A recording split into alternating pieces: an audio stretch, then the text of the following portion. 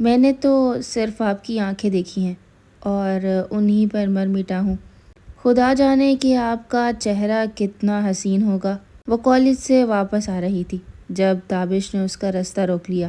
میں آپ سے بہت محبت کرتا ہوں بینا، اور آپ سے نکاح کرنا چاہتا ہوں۔ میرے دل میں آپ کے لیے جو محبت ہے، میں نے تو خود بھی اس کا تصور نہیں کیا تھا۔ تیز بارش ہو رہی تھی۔ بینا خاموشی سے آگے بڑھتی رہی۔ تابش نے کانپتی آواز میں بولا، بینا، میں ساری رات یہیں کھڑا رہوں گا، چاہے میرا خون اس ٹھنڈ میں جم ہی کیوں نہ جائے، اور واپس جا کے بھی کیا کروں گا۔ ہر وقت، ہر رات، ہر دن صرف آپ ہی کی سوچ میرے دماغ میں رہتی ہے۔ میرا عشق مجھے جلا دے گا۔ بینا آہستہ سے بولی، میں محبت نہیں کر سکتی، مجھے اس بارے میں معاف کر دو، مجھے تم سے ڈر لگتا ہے۔ تابش کی آنکھیں اس وقت پر سرخ ہو چکی تھیں۔ مجھے پتا ہے میں جو کر رہا ہوں وہ بہت غلط ہے، اور میرا طریقہ بھی کہیں نہ کہیں بہت غلط ہے، لیکن میں کیا کروں؟ اپنے دل کی سنوں تو وہاں صرف ایک ہی آواز آتی ہے، لیکن یقین مانو میری محبت سچی ہے۔ کہو تو میں اپنا دل چیر کے دکھا سکتا ہوں تمہیں بینا۔ میں تم سے منت کرتا ہوں، میری محبت کو قبول کر لو۔ میں اس ٹھنڈ میں آج یہیں رہوں گا، تمہارے گھر سے تھوڑی دوری پر، چاہے میں اس ٹھنڈ میں مر کیوں نہ جاؤں، مگر تم سے دور نہیں جاؤں گا۔ صنم دوسری طرف ڈری ہوئی خاموش آگے بڑھتی رہی۔ اسے سمجھ نہیں آ رہا تھا کہ وہ تابش کو کس طرح سے روکے۔ ہر طرف برف ہی برف تھی۔ ٹھنڈ سے بینا کا دل زور زور سے دھڑک رہا تھا۔ اسے تابش کی فکر ہونے لگی تھی۔ تقریباً رات ہو چکی تھی، ہر کوئی اپنے گھر میں جا چکا تھا، مگر تابش وہیں کھڑا تھا، ساکت۔ اب بینا کو اس کی فکر ہونے لگی تھی۔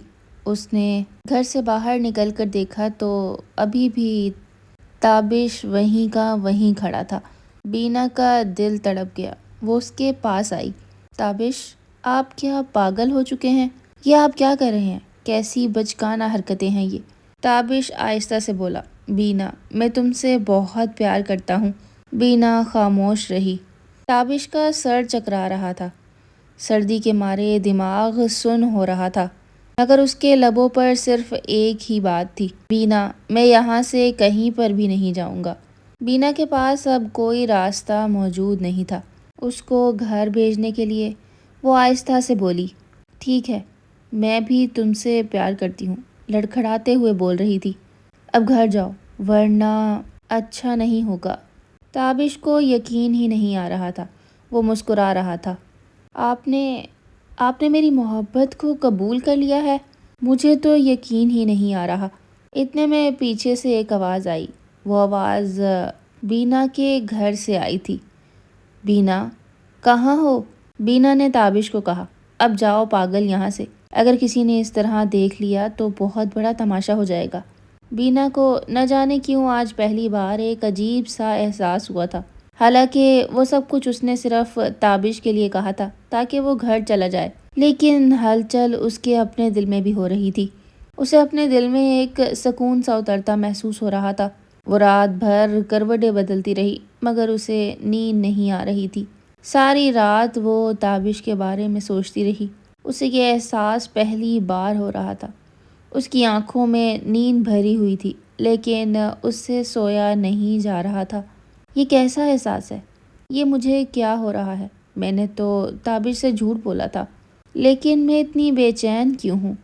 صبح ہوئی تو وہ کالج کے لیے روانہ ہوئی۔ اس کی نظریں آج تابش کو ڈھونڈ رہی تھی لیکن وہ کہیں نہیں تھا۔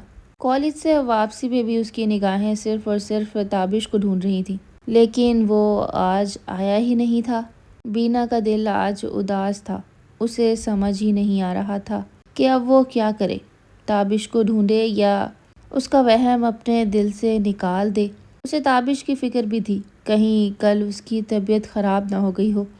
تابش کیوں نہیں آیا؟ کہاں رہ گیا وہ؟ اسے اندر ہی اندر بے چینی ہو رہی تھی۔ وہ کیوں نہیں آیا؟ آج تو اسے آنا چاہیے تھا۔ میں نے اس سے اظہار محبت کی تھی۔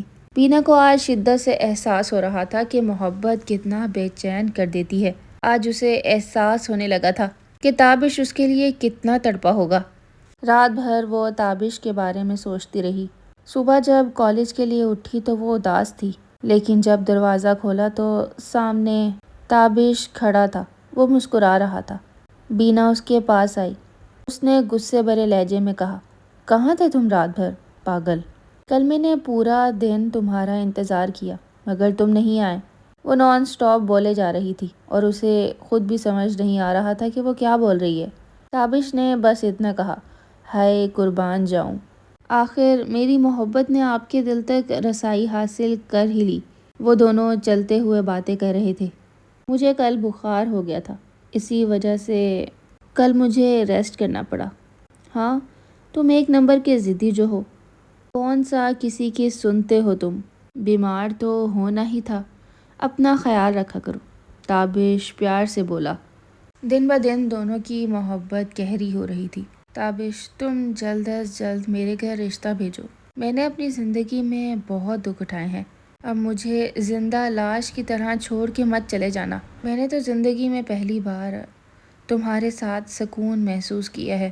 یقین مانو، میں نے برسوں بعد کسی مرد کے اوپر اعتبار کیا ہے۔ اب میں تم سے سچی محبت کرنے لگی ہوں۔ تمہیں واسطہ دیتی ہوں کہ میرا ہاتھ مت چھوڑ دینا۔ تابش بڑے ہی پیار سے بولا، فکر نہ کرو، میں تمہارے سب غم مٹا دوں گا، آپ کو اپنے ہاتھ کا چھالا بنا کے رکھوں گا، پریشان نہ ہوا کریں۔ تابش نے اپنے گھر والوں کو راضی کیا اور بینا کے گھر بھیج دیا۔ کہانی میں ایک ٹوئسٹ تھا۔ جب وہ بینا کے گھر پہنچے تو انہیں بینا کی چھوٹی بہن پسند آ گئی، جو کہ بینا سے زیادہ خوبصورت تھی، اور اس پر ستم یہ بھی تھا کہ تابش بھی ساتھ تھا۔ اس نے بھی بینا کی چھوٹی بہن صنم کو پسند کر لیا۔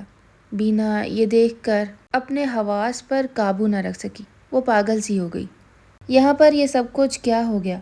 ایسا کیسے ہو سکتا ہے؟ دیکھنے کے لیے تو وہ مجھے آئے تھے، لیکن رشتہ میری چھوٹی بہن سے جوڑ لیا۔ بینا دروازے کے پیچھے کھڑی تابش کو دیکھ رہی تھی۔ وہ چیخ چیخ کر رونا چاہ رہی تھی۔ وہ تابش سے پوچھنا چاہتی تھی کہ آپ ایسا کیوں کر رہے ہو، مگر وہ دروازے کے پیچھے خاموش ہی کھڑی رہی۔ تابش کی منگنی صنم سے ہو گئی۔ یہ محبتوں کے اصول کہاں ہوتے ہیں؟ کسی کو خواب دکھا کر کسی کے خواب چھین لیے جاتے ہیں۔ تابش اب صنم سے محبت بھری باتیں کرنے لگا۔ اب بینا کو نہ جانے کیا ہو گیا تھا۔ وہ بہت بیمار سی رہنے لگی تھی، چپ چپ سی تھی، اپنی زندگی سے ہاری ہوئی لڑکی۔